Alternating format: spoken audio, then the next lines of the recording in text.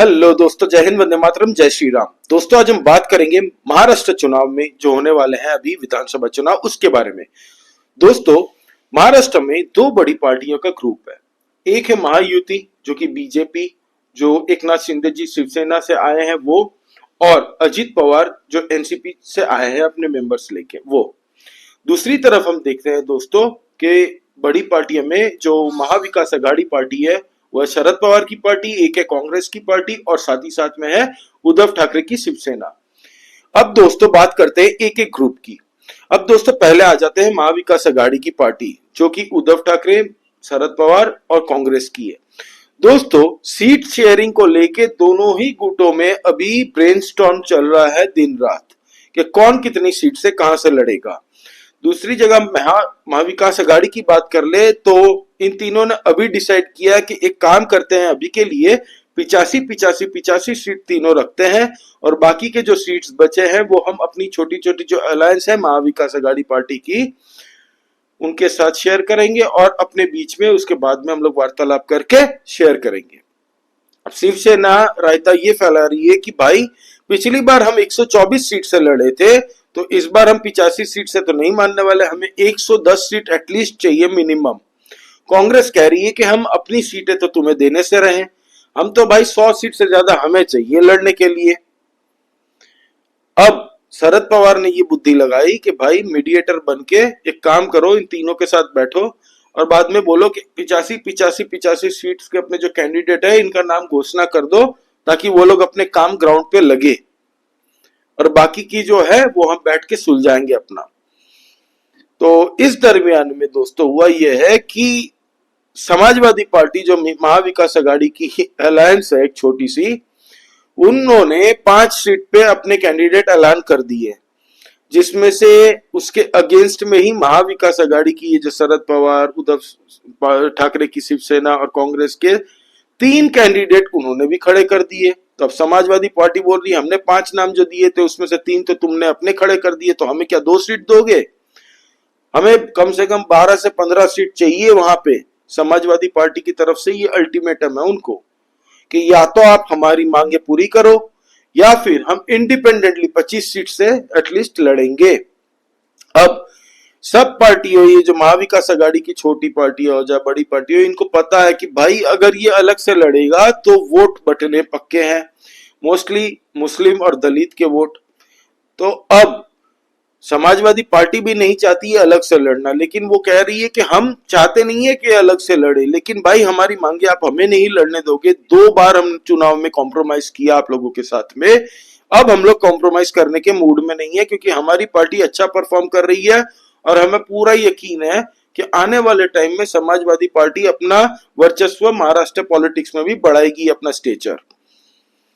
अब दोस्तों 24 घंटे का अल्टीमेटम दिया है अबू आजमी ने। अबू आजमी ने खुद कहा है कि भाई मैं भिखारी थोड़ी हूं, मुझे आप लोग सीट दोगे समाजवादी पार्टी के, हमारे कैंडिडेट तैयार हैं लड़ने के लिए और वो ग्राउंड में ऑलरेडी उनके हवा अच्छी बन रही है और हम जीतेंगे अच्छे खासे वोट से। जबकि महाविकास अघाड़ी अभी उनको जो शरद पवार है उन्होंने कहा कि 2 सीट से ज्यादा हम नहीं देंगे, लेकिन इस पे हम चर्चा करेंगे। और अबू आजमी समाजवादी पार्टी की तरफ से 24 घंटे का अल्टीमेट, तो कल पता चल जाएगा क्या हो रहा है, इनमें चल रही है अभी। अब दोस्तों 2019 के चुनाव में जब बीजेपी और उद्धव ठाकरे की, तब तो शिवसेना एक ही थी, जो इनको मैंडेट पब्लिक ने, वोटर्स ने वोट देके दिया था, तो वो बीजेपी के नाम पे बहुत सारी ऐसी सीट्स हैं जहां पे शिवसेना जीत के आई थी। तब एक आइडियोलॉजी का मैटर हो गया था कि भाई राइट विंग हम लोग कहा जाता है, बीजेपी की नेशनलिस्ट पार्टी जो शिवसेना बीजेपी इनको कहा जाता था, तो पब्लिक ने उस नैरेटिव को वोट दिया था। और शरद पवार ने दाव क्या खेला था उस वक्त में कि भाई एक चारा फेंका था उसने उद्धव ठाकरे की तरफ कि भाई तुझे सीएम हम बनाने को तैयार है, आप सीएम बन जाओ, हम लोग आपको सपोर्ट देते हैं, क्यों बीजेपी के चक्कर में फंसे हो। और ये भाई साहब उस चारा के चक्कर में फंस गए और इन्होंने सीएम बनने की अपनी जो एम्बिशन, पॉलिटिकल एम्बिशन के चक्कर में ये चले तो गए, इन्होंने लॉन्ग टर्म सोचा नहीं कुछ। तो ये एक सीएम बनने की ख्वाहिश, भाई वो कुर्सी ऐसी है ना कि अच्छे अच्छों की नियत डगमगा जाए। तो उद्धव ठाकरे बन गए सीएम। इन्होंने सपोर्ट दे के रखा, इन्होंने दाव पे रखा था कि जब मौका आएगा हम खींच लेंगे सपोर्ट, लेकिन हुआ उल्टा। उसी दरमियान बीजेपी के अमित शाह जी ने उनकी पार्टी तोड़ के अजीत दादा को, अजीत पवार को अपने एनसीपी के साथ मतलब मिला दिया महायुति में। तो इससे शरद पवार को धक्का अच्छा खासा लगा, क्योंकि अब ये जो टसल है दोस्तों, ये लोकल ग्राउंड में भले हो दिख रही हो, लेकिन ये मेन है शरद पवार वर्सेस अमित शाह के बीच में एक ईगो क्लैश हो गया है। अमित शाह जी इस बार महाराष्ट्र का चुनाव पूरा खुद हैंडल कर रहे हैं, बीजेपी की तरफ से, एनडीए की तरफ से। अब हुआ ही है दोस्तों कि लोकसभा चुनाव में अजीत दादा को वोट बहुत कम मिले थे। ऐसी हालत हो गई थी कि जो एनडीए के वोटर्स है, सपोर्टर्स है, ये लोग चर्चा करने लग गए थे, न्यूज चैनल वाले भी इनफैक्ट, कि क्या अजीत पवार बीजेपी में आके क्या काम शरद पवार के लिए कर रहे हैं। बीजेपी को हरा दिया, कम सीट आई लोकसभा में महाराष्ट्र से, फिर भी वो महायुति में बने रहे, क्योंकि अजीत पवार के बारे में आप कह सकते हो लोकसभा में उनके साथ गलती हुई है। प्लस बीजेपी के जो वोटर्स थे ये भी सोच रहे थे कि भाई कुछ भी हो जाए अजीत पवार की पार्टी को तो वोट नहीं देना, इसलिए बीजेपी की और एकनाथ शिंदे की पार्टी की तरफ से वोटर्स ने उनको वोट नहीं दिया था, इसलिए उनको कम सीट मिली थी। लेकिन इस बार अगर हम देखें महायुति की टीम खतरनाक टीम बनी है भाई, बहुत ताबड़तोड़, और इस बार जीतने के चांसेस इनके ज्यादा है। बीजेपी ने पूरी जोर लगा दी है भाई, एकनाथ शिंदे की शिवसेना ने और बीजेपी ने, और साथ ही साथ अजीत पवार के भी विधानसभा में, लोकल में ऐसे कैंडिडेट्स हैं उनके पास जो सीट जिताने की ताकत रखते हैं, और ये बात बीजेपी को भी पता है, शरद पवार को भी पता है। अब बात करते हैं दोस्तों महायुति की। महायुति में ये है दोस्त कि एकनाथ शिंदे जी ने पिछले 6 से 8 महीने के अंदर में ताबड़तोड़ तरीके से काम किया है ग्राउंड पे। इनके कैडर्स लोग जा जाके पब्लिक के बीच में अपनी एग्जिस्टेंस दिखा के उनकी प्रॉब्लम सुनते थे, समझते थे। साथ ही साथ में इनकी जो स्कीम्स थी, सबसे बड़ी जो काम कर गई है वो है लाडकी बहन। ऐसी छोटी छोटी बहुत स्कीम्स है। एकनाथ शिंदे जी ने ये एश्योर किया कि भाई ये स्कीम खाली खाते में नहीं होनी चाहिए, ये एक एक व्यक्ति तक पहुंचना चाहिए। हमारी जो महिला बहनें हैं, माताएं हैं, इन तक ये स्कीम पहुंचनी चाहिए, जो कि बखूबी गांव गांव तक पहुंची है। इनसे इनको आने वाले चुनाव में एकनाथ शिंदे जी के जो बेस कम था पहले बार में, इस बार काफी फायदा पहुंचने वाला है। बात करते हैं बीजेपी की, तो भाई देवेंद्र फडणवीस जिस पार्टी में हो, आपको पता है दोस्तों, वो खुद स्वयं सेवक के ट्रेंड है बंदे। पब्लिक कनेक्ट कैसे बनाते हैं ये उनसे बेहतर कोई नहीं जानता महाराष्ट्र में आज की डेट में। गांव गांव जाके हर एक जगह जिला जिला घूम घूम के इन्होंने भी पब्लिक के साथ एंगेजमेंट अपनी बनाई रखी। और इनके बारे में ये कहा जाता है कि महाराष्ट्र पॉलिटिक्स में कौन किससे मिल रहा है, क्या हो रहा है, इनके पास सब अपडेट रहती है। आरएसएस, भाई आरएसएस का गढ़ है महाराष्ट्र। आरएसएस का इस बार टारगेट है 60 से 75 हजार छोटी छोटी जनसभाएं अपनी जो लगाते हैं वो लोग, गांव गांव जा जाके उनके कार्यकर्ता हर गांव में अवेलेबल मिलेंगे आपको। महाराष्ट्र में आपको हर गांव में, हर जिले में आपको मिल जाएंगे आरएसएस स्वयंसेवक। वो लोग घर घर जा जाके दोस्तों छोटी छोटी सभाएं करते हैं, 75,000 से ज्यादा। और ये अभी अनाउंस नहीं हुई है, अनाउंस नहीं, ये टारगेट जो उन्होंने, ये काम ऑलरेडी पिछले लोकसभा खत्म होने 2024 के लोकसभा चुनाव के बाद से स्टार्ट हो चुका है। तो बीजेपी इसमें अकेली काम नहीं कर रही है, इसमें आरएसएस ने पूरे ग्राउंड में, वो बोलते हैं ना ज्यादा होई हल्ला मीडिया में आके नहीं करते ये लोग ग्राउंड में काम करते हैं, अपना काम करते हैं और निकल जाते हैं साइलेंटली। अब दोस्तों बात करते हैं बाला साहेब ठाकरे जी की। दोस्तों बाला साहेब ठाकरे जी की एक आइडियोलॉजी थी जिसकी वजह से उद्धव ठाकरे को वोट मिल जाता था। अब वो आइडियोलॉजी तो उनकी उद्धव ठाकरे ने खत्म कर दी जिस दिन वो कांग्रेस और एनसीपी के साथ मिलके चुनाव लड़ा, सॉरी उनके साथ जब बन के सीएम बने। शिंदे जी बाला साहेब ठाकरे जी की जो आइडियोलॉजी थी उसके साथ में वो कनेक्ट करते थे। वो अपने लोगों के बीच में रहते हैं, मराठा मानुस की बात करते हैं। आज कहीं भी आपदा विपदा होती है तो वहां खुद जाते हैं। गणपति जी की इस बार जो पूजा हुई थी, उन्होंने अपने घर में पूरे लोकल सिविलियंस के लिए, कोई भी आ सकता है, रोक टोक किसी पे नहीं थी। ऐसा नहीं था कि आप वीआईपी हो तभी आप आओगे दर्शन करने। लोकल आम मानुस के लिए ये खोल के रखा था उन्होंने, जो जाके दर्शन कर रहे थे, प्रसाद उन्होंने बांटा। हर एक लोगों से वो मिलते हैं। उनकी पार्टी के लोगों के भी ये कहा जाता है कि उनको कह दिया गया है कि आप लोगों के बीच में रहो। ऑफिस में रह के क्या करना है भाई, अपना काम है ऑफिस में, दिन में 4-5 घंटे रहो, बाकी के 4-5-6 घंटे रहो पब्लिक के बीच में। तो एक जनसंपर्क जो कनेक्शन है पब्लिक के साथ में वो तैयार करो। और पिछले 6 से 8 महीना में बहुत जबरदस्त पॉजिटिव रेस्पॉन्स है एकनाथ शिंदे की शिवसेना के तरफ में। लोगों का एक रवैया चेंज हो गया। जो कहा जाता था कि ये चला पाएंगे, क्या नहीं चला पाएंगे, क्योंकि जो शिवसेना एक्चुअल पहले थी, उनके जो कार्यकर्ता है दोस्तों, जो कार्यकर्ता जो लोकल ग्राउंड में काम करते हैं, वो लोग जिस दिन उद्धव ठाकरे चले गए एनसीपी और कांग्रेस के साथ में, डिमोरलाइज हो गए थे और उन्होंने फैसला लिया कि भाई हम बाला साहब के लिए आपके साथ में थे, आइडियोलॉजी से कोई कॉम्प्रोमाइज नहीं करेंगे। सारे शिफ्ट होते दिख रहे हैं एकनाथ शिंदे जी को, तो ये एडवांटेज उनको मिलेगा और मिलना ही चाहिए। पॉलिटिकल एम्बिशन अपने सीएम बनने के चक्कर में उद्धव ठाकरे जी का बेस बहुत खत्म हो चुका है। प्लस जब ये सीएम बने थे तब सबको पता है सुशांत सिंह राजपूत का केस, पालघर में जो साधुओं की हत्या हुई थी वो केस, अर्नब गोस्वामी का, खैर वो तो न्यूज़पेपर वो इंडिविजुअल केस बता सकते हैं, लेकिन जिस तरह से संजय राउत ने नॉटी शब्द यूज किया था, तो आज वो नॉटी बन के घूम रहे हैं हर जगह। फिर टारगेट करना मतलब गुंडागिर्दी एक तैयारी कर दी थी, कंगना रनौत की ऑफिस तोड़ दी थी। कोविड के टाइम में क्या हाल था महाराष्ट्र में आपको पता है, जितने भी वहां पे बिहारी यूपी कहीं के भी हो।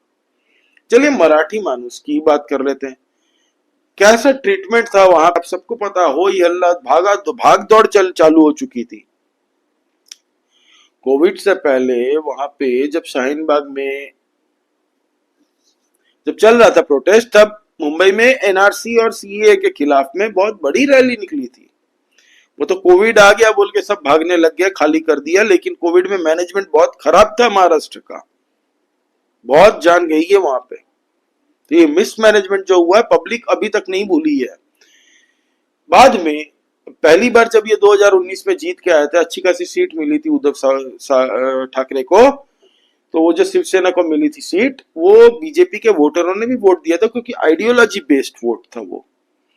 इस बार इनका पॉलिटिकल करियर दांव पे है दोस्तों, और ये शरद पवार अच्छे से जान चुके हैं, इसलिए ज्यादा सीट नहीं दे रहे हैं। क्योंकि कौन कौन रीजन और मुंबई मेट्रोपॉलिटन जो सबर्ब है, जो रीजन है, इस पे उद्धव ठाकरे की शिवसेना फोकस्ड है।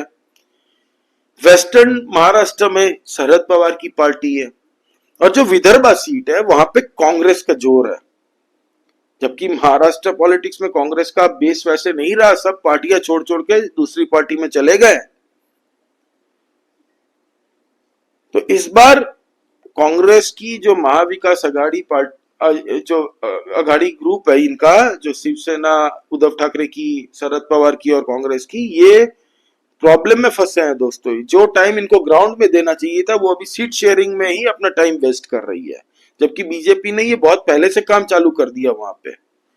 अब दोस्तों बात करते हैं कि क्या हो सकता है, क्या पॉसिबिलिटीज है। दोस्तों इस बार महायुति की जो पार्टी है बीजेपी की, देवेंद्र फडणवीस जहां है दोस्तों, मुश्किल से वो हारेंगे, वो हारने के मूड में नहीं है। और पब्लिक का सेंटिमेंट जो ग्राउंड पे है ना, पॉजिटिव है टूवर्ड्स महायुति। एकनाथ शिंदे से भी खुश है भाई, कोई ज्यादा कंप्लेन नहीं कर रहा। बीजेपी ग्राउंड पे वो और आरएसएस स्वयं सेवक, बीजेपी पार्टी तो स्वयं सेवक की है भाई, एक बॉडी है तो एक आत्मा है। इन दोनों से अलग करने की काफी मीडिया ने कोशिश की कि क्या बीजेपी से रूठ गई आरएसएस, क्या आरएसएस से बीजेपी रूठ गई है। आत्मा और शरीर अलग नहीं हो सकते झट से दोस्तों, ये एक ही है। वो लोग ग्राउंड पे ऑलरेडी 8 से 10 महीने से, जब लोकसभा 2024 का चुनाव हुआ ना, उससे पहले से ये लोग लोकसभा में भी उन्होंने जितना हो सका काम किया था, और उसके बाद में तो ताबड़तोड़ तरीके से दोस्तों दिन रात कर दिया। अभी तक काम चालू है, चुनाव के रिजल्ट्स आप देख लीजिएगा। तो महाराष्ट्र का पब्लिक का जो सेंटिमेंट्स है, मेरे जितने भी फ्रेंड्स रहते हैं उनसे मैं पूछता रहता हूँ क्या है क्या नहीं है, वहां पे क्या चल रहा है। तो दोस्तों पॉजिटिव है टूवर्ड्स बीजेपी एनडीए अलायंस के साथ वो लोग। अब बात कर लेते हैं झारखंड की। तो दोस्तों झारखंड के बारे में हम लोग अलग से वीडियो बनाएंगे। झारखंड में कुछ ऐसी सीटें हैं जहां पे बीजेपी के फंसने के चांस है, लेकिन बीजेपी स्मूथली निकाल लेगी, क्योंकि वहां पब्लिक इलीगल बांग्लादेशी बहुत बड़ा मुद्दा है वहां पे। और इस बार वो मुद्दा इतना काम करेगी दोस्तों, आदिवासियों का जो वोट बैंक है वो कहा जा रहा है दोस्तों इस बार टूवर्ड्स बीजेपी शिफ्ट होने वाला है बहुत तगड़े मार्जिन से। और हेमंत सोरेन की जो छवि है कुछ पिछले टाइम से खराब चल रही है, पब्लिक लोकल ग्राउंड पे सेंटिमेंट्स भी खराब है, लोड शेडिंग का मामला और करप्शन का मामला, ये सब तो है ही है। इसके बारे में अलग से वीडियो बनाऊंगा दोस्तों। आपका इस बारे में महाराष्ट्र पॉलिटिक्स जो इंटरेस्टिंग है दोस्तों, क्योंकि फाइनेंशियल कैपिटल ऑफ इंडिया दोस्तों, कोई पार्टी छोड़ना नहीं चाहेगी, पूरा दम खम से लड़ेगी। आने वाले टाइम में इनकी जब सीट शेयरिंग ऐलान होगी दोस्तों, तब इस पे वीडियो बनाएंगे, और इस पे कोई भी अपडेट आती है तो हम लोग वीडियो बनाते रहेंगे रेगुलरली, और पूरा फॉलो करेंगे महाराष्ट्र चुनाव के क्या परिणाम आते हैं।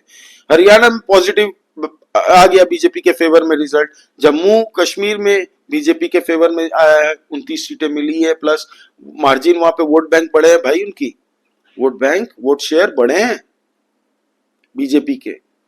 तो बीजेपी अभी जिस फ्लो में है दोस्तों, वो नहीं चाहेगी कोई भी मौका चूकना, और कोई एक्सपेरिमेंट करने के मूड में मुझे बीजेपी दिख नहीं रही है। बीजेपी का ये थर्ड टर्म में रवैया चेंज हो गया, प्लस बीजेपी पार्टी से ज्यादा बीजेपी के जो वोटर थे वो ज्यादा अलर्ट हो चुके। जो बीजेपी के वोटर ये सोचते थे कि भाई अजीत पवार अब भले एनडीए में आ गए लेकिन हम इनको वोट नहीं देंगे, तो वो अब बीजेपी के वोटर गलती करने के मूड में नहीं है। अब बीजेपी के वोटर जानते हैं कि भाई एनडीए को वोट देना है, बीजेपी जहां पे हो नेशनलिस्ट इंटरेस्ट में वोट देना है। क्योंकि आप देखिए महाविकास अघाड़ी में चाहे कोई भी पार्टी का वोटर हो ना, चाहे वो सीपीएम का हो चाहे वो समाजवादी पार्टी का हो, वो वोटर ये देख रहा है कि भाई बीजेपी नहीं आनी चाहिए, एनडीए नहीं आनी चाहिए। चाहे उसके लिए हमें शरद पवार को वोट देना पड़े, कांग्रेस को देना पड़े, या फिर उद्धव ठाकरे को ही देना पड़े। जो उद्धव ठाकरे कल को मुस्लिम वोट बैंक के खिलाफ बात करते थे, हिंदू के लिए बात करते थे, अब मुसलमान लोग भी उनको वोट देते हैं। क्यों? क्योंकि उनको भी पता है कि भाई एनडीए को नहीं आने देना। तो उसी तरह से अब बीजेपी के वोटर्स भी समझ चुके हैं कि भाई अब हमें ये नहीं करना कि ये अजीत पवार की पार्टी कैंडिडेट यहां से खड़ा है तो हमें वोट देना है कि नहीं देना है, मतलब देना है, एनडीए में ही जाना है। ये सेंटीमेंट आज की डेट में महाराष्ट्र में है। जबकि बीजेपी अपने वोट बैंक को छोड़ के अभी इस बार फोकस विदर्भा में ज्यादा कर रही है। हर जगह कर रही है लेकिन विदर्भा में ज्यादा कर रही है, क्योंकि वहां पे कहा जा रहा है कि कांग्रेस का गढ़ अच्छा खासा है वहां पे, और शिवसेना भी चाह रही है कि हम भी वहां से लड़े, कांग्रेस वहां से कांग्रेस के गढ़ में, कांग्रेस बोल रही है हम अपना गढ़ नहीं देंगे, उद्धव ठाकरे बोल रहा है नहीं भाई हमें कम से कम 110 सीट दो। 124 सीट में हम पिछली बार लड़े थे, कांग्रेस कह रही है हम 115 में लड़े थे, 85 सीट, 100 से हम कम सीट से मानेंगे नहीं, 100 सीट एटलीस्ट हमें चाहिए। आपका इस बारे में क्या कहना दोस्तों, आप प्लीज कमेंट करके बताइए, लाइक कीजिए इस वीडियो को, और नया चैनल है दोस्तों इसलिए please support this channel, subscribe कीजिए इस चैनल को। हम लोग इंटरनल पॉलिटिक्स और जियो पॉलिटिक्स दोनों कवर करते हैं। जय हिंद, वंदे मातरम, जय श्री राम।